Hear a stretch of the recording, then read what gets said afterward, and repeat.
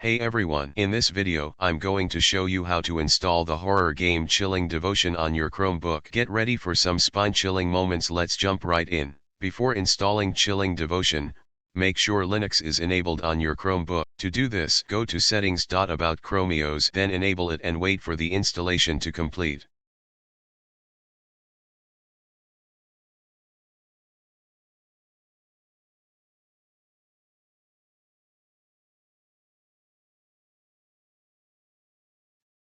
Next, we need to download the Chilling Devotion game files.